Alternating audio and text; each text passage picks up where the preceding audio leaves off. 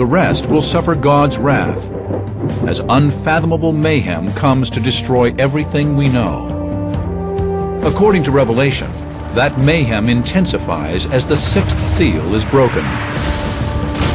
Many link it to the onset of unprecedented natural disasters. John writes, "When he broke the sixth seal, and there was a great earthquake, and the sky was split apart like a scroll, every mountain and island were moved out of their places." On July 15, 2009, a magnitude 7.8 earthquake struck off New Zealand's western coast, twisting the South Island's tip 12 inches closer to Australia. It was one in a series of recent, powerful, and seemingly more frequent tremblers. New Zealand, Indonesia, Japan, and the western edge of North and South America all precariously surround the Pacific tectonic plate. This circle makes what is known as the Ring of Fire. This vast rim is a seismic danger zone that may be poised for a catastrophic earthquake of unparalleled magnitude. The largest earthquake that we're aware of happened in Chile in 1960. In May of that year, they had a magnitude 9.5 earthquake. And that magnitude 9.5 earthquake shook 600-mile long stretch of Chile for 5 minutes. In the days following the earthquake, several of the local volcanoes began erupting, and they were undoubtedly triggered by the earthquake. Volcanoes may also place the Pacific Rim and western United States in grave danger. The Ring of Fire has 452 volcanoes. One of them, Mount St. Helens in Washington State, erupted in 1980. The Mount St. Helens eruption in 1980 was the most destructive volcano in the history of the United States. One reason why it caused so much damage is stuff built up underneath it, and you had a cataclysmic eruption. It was an explosion.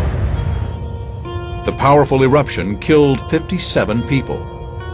It also destroyed 200 homes, 27 bridges, 15 miles of railways, and 185 miles of highway. Does Revelation describe a massive eruption as the consequence of breaking the sixth seal?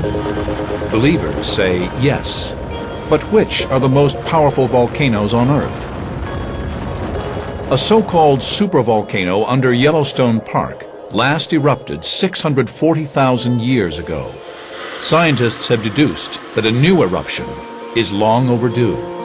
Supervolcanoes. These are eruption events that are thousands of times greater than what happened at Mount St. Helens. That last event, 640,000 years ago, deposited thick ash over about half the area of the 48 United States, wound up creating a dust cloud that enveloped the whole Earth and changed the climate of the Earth. If the Yellowstone supervolcano erupts, the resulting ash could block out the sun for 40 years. A volcano the size of Yellowstone would put a tremendous amount of dust in the atmosphere, aerosols in the atmosphere. Hydrogen sulfide would go into the air, change the reflectivity of the sunlight on the Earth's surface.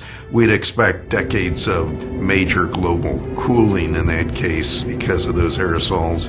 In addition, tremendous amounts of ash would be spewed out across the United States. Other cultures have also prophesied alarming geologic catastrophes.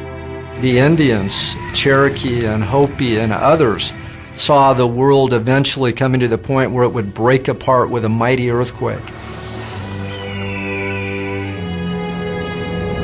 If the sixth seal actually does correspond to today's natural disasters, Revelation emphasizes that the calamities will become so powerful and widespread that no place on earth will be safe.